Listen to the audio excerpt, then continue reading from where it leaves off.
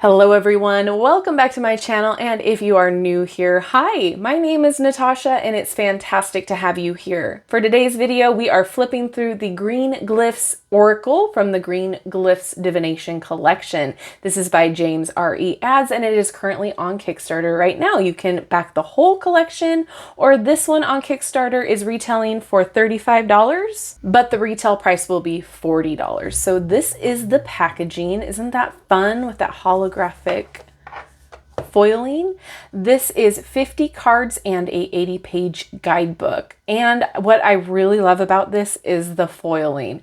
And what is also really great about this, so here's the magnetic closure, is that it is so simple to use with your intuition. There are a lot of objects in here that are everyday objects that we already know meanings for too. And we know how to like interpret it for ourselves. So that's even better. So this is really fun. This is one of my favorites out of the collection. It has a ribbon and there is the insert. Here are the back of the cards. So just like all of the other decks in this collection, the backs are the same. The card stock and the card size are the same. However, the only difference is the glyphs that are on the backs of each deck. So this one has the glyphs representing the oracle symbols. The tarot has the tarot glyphs, and so on and so forth. And there is the holographic gold foiling, which I am a huge fan of. So I just want to take you through the guidebook real fast. We have a welcoming, beginning exercise, oracle poems, which are like where you can use the poem or use the oracle cards as a poem, like kind of read it out. And then reading 3 cards, painting the portrait. So you can kind of use it similar to Lenormand. So there's a lot of information in here. And what I really truly like about this is that you can pretty much utilize this deck however you see fit. What works best for you. See, this is kind of like a Lenormand spread there. Celtic cross. And then go from there. So it's really cool. So we have, just like with the tarot and all the other decks, we have the card name, the green glyph for the card, which is on the side there. There are no numbers on this deck, but they are sorted in the guidebook through alphabetical order. So that is really good too. So let's get through the flip through, and then we will pull a card after we shuffle and read from the guidebook.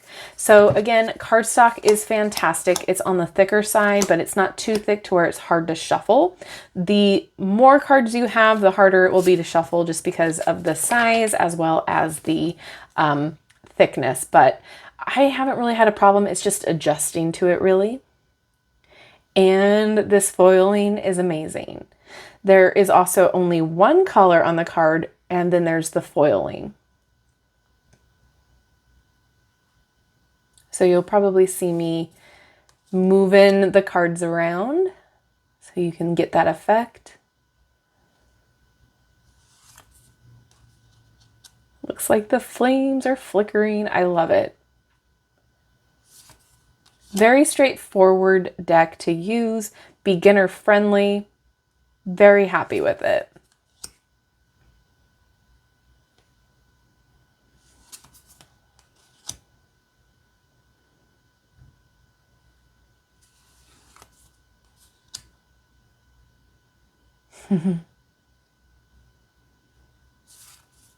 This probably has to be one of my favorites, this crystal ball.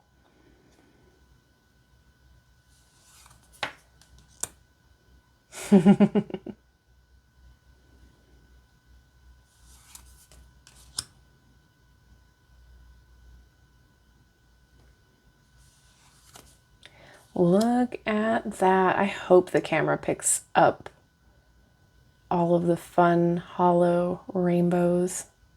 Looks like that door is just floating.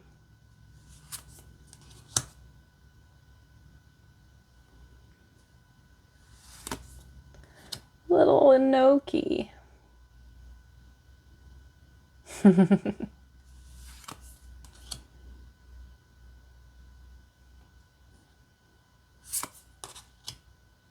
That feather is cool too.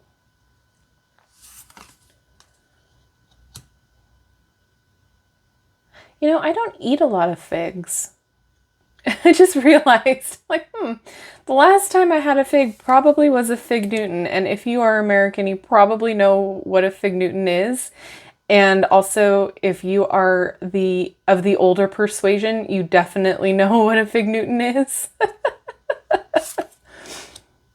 Oh man, I am aging myself.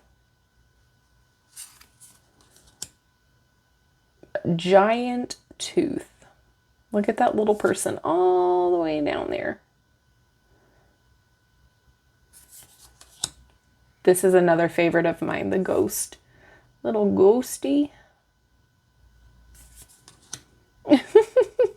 Eating the border.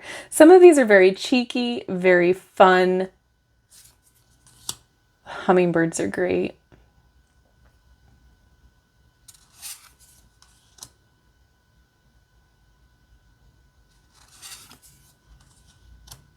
Looks like that glows.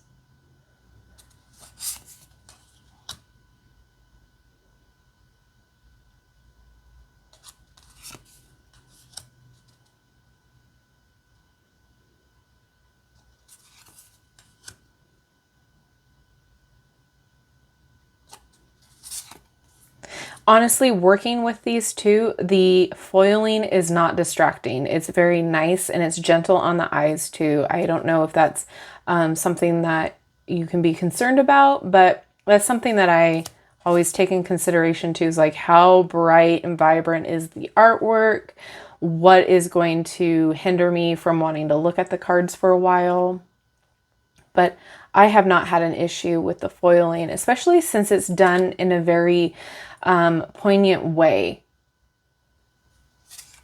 It accents a lot of stuff, as well as, you know, I feel like it plays a part rather than it's an addition or a novelty.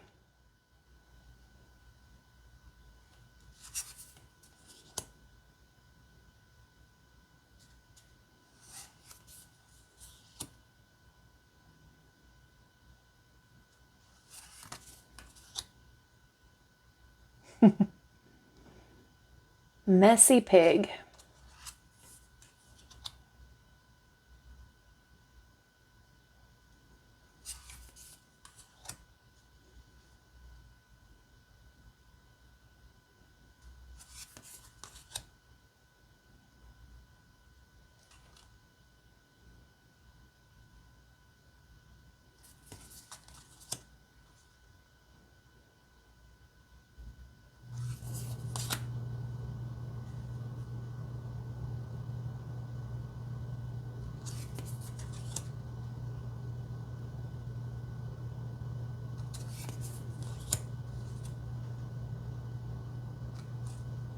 Like everyday objects, I really enjoy this.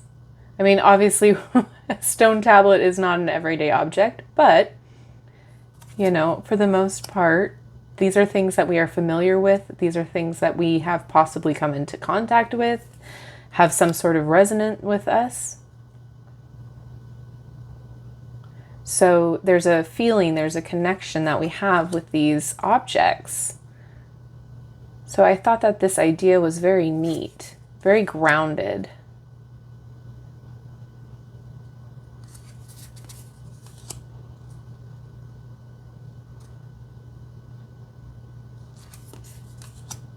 Yesterday's coffee.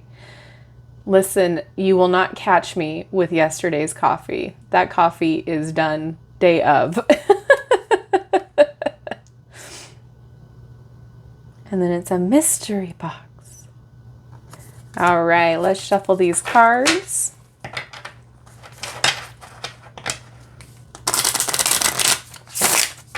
I don't have an issue shuffling them. Like I said, it's kind of like a mini deck, so it takes a little bit of getting to know the deck. But I feel like that's with all decks, because not every deck is the same size. All right, and shuffles this way, great. Can I get a card to read, please? I'm gonna read for Wisteria.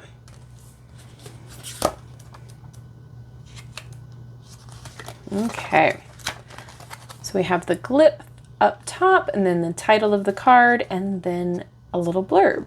Wisteria grows as two twining stems wrap around anything offering structure. The plant boasts beautiful flowers in the spring to then reveal fuzzy pods in the summer. In the fall, these pods harden and explode all around the wisteria in an attempt to spread its seed before the winter sets in. Then we have the upright meanings here. So seasons, calculated change, yearly cycle, and expected growth. Then we have reversed, difficulty changing, stunted growth, or short cycles, and repetitive.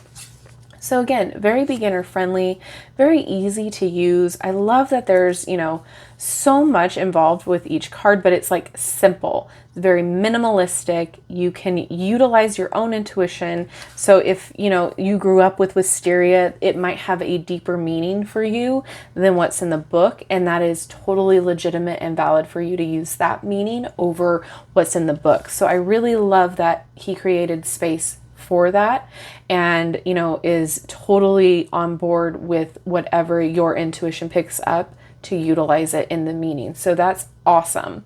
But I just thought it was really cool that not only is it gorgeous, but it's just so simple and it's, filled with a lot of stuff that we are already familiar with. And again, we might have a particular meaning for this specific card, other than, I don't think I have one for mites, but you know what I mean? Like, how does it invoke your intuition? And I really enjoy that.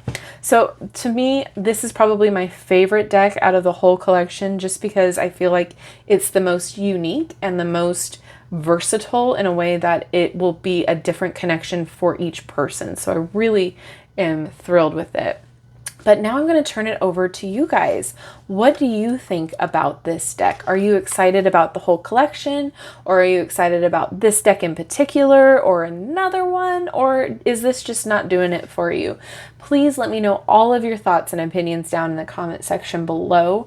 Thank you so much for hanging out with me today. I love you and I like you. I appreciate the heck out of you. And thank you so much to James and the team for sending this my way. I am so thrilled with it. It has been a pleasure to work with. So again, thank you everyone. If you haven't done so already, don't forget to like, subscribe, and hit that notification bell on your way out of this video. That way you will never miss an upload from me. And have a wonderful rest of your day. I will see you in my next video. Bye-bye.